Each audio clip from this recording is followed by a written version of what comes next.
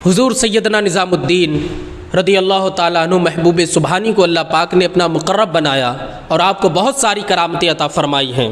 جب آپ کا دور تھا تو اس دور میں ایک بادشاہ تھا جو آپ سے بڑی نفرت کیا کرتا تھا، بہت حسد رکھتا تھا، اور اس کے حسد رکھنے کی وجہ یہ تھی کہ آپ کے پاس جتنا لوگوں کا ہجوم رہتا تھا، جتنے مریدین رہتے تھے، جتنے چاہنے والے آپ کے ارد گرد رہا کرتے تھے، اتنے بادشاہ کے دربار میں بھی نہیں رہتے تھے، اور صاحب اقتدار یہ صاحب ولایت سے ہمیشہ جھگڑتے رہے ہیں۔ اللہ کے ولیوں سے ہمیشہ انہوں نے نفرت کی ہے۔ نفرت کی وجہ یہ تھی کہ ان کے پاس دنیا کا تمام مال و زر ہونے کے باوجود بھی لوگ ان سے اتنی عقیدت نہیں رکھتے ہیں جتنی اللہ والوں سے عقیدت رکھتے ہیں۔ تو یہ بڑا جلتا تھا۔ اس نے حضرت نظام الدین اولیاء کو اس نے چاہا کہ میں انہیں ذلیل کروں۔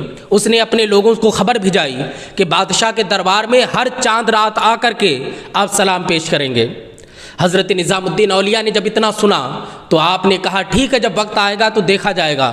اس نے تمام علماء کو بھیجا اور کہا جاؤ نظام الدین اولیاء سے جا کر کے کہو کہ میری بارگاہ میں آ کر کے سلام کریں، اگر سلام نہیں کریں گے تو میں انہیں قتل کروا دوں گا۔ اللہ اکبر۔ جب مریدین نے اتنا سنا تو مریدین بھی پریشان ہو گئے اور آپ کی بارگاہ میں آئے، بولے نظام الدین اولیاء محبوب سبحانی آپ جائیے، ایک دن ہی کی تو بات ہے، مہینے میں ایک بار سلام کروا لیجئے جا کر کے، اور آپ سلام پیش کر کے آ جائیے، اس کی بارگاہ میں جاؤ اور سلام پیش کر دو۔ حضرت نظام الدین اولیاء بالکل خاموش رہے۔ آپ کے اوپر کوئی خوف نہیں تھا بادشاہ کا، اس لیے کہ جن کے دلوں پر اللہ کا خوف ہوتا وہ بادشاہوں کے خوف سے نہیں ڈرتے ہیں۔ آپ نے کہا میں نہیں جاؤں گا۔ تو مریدین جب 27ویں شب آئی، لوگ بولے آ کر کے، کہا حضور آپ جائیے اور سلام ضرور پیش کرانا، اس لیے کہ بادشاہ بڑا ظالم ہے، وہ آپ کو کہیں قتل نہ کروا دے۔ آپ نے کہا ابھی 27ویں شب ہے، ابھی 2 دن باقی ہے، خیر کوئی بات نہیں، جو ہوگا دیکھا جائے گا۔ آپ بالکل صحیح و سلامت رہے، آپ کے دل پر کوئی خوف نہیں آیا۔ کیا ہوتا ہے کہ 28ویں شب آ گئی ہے،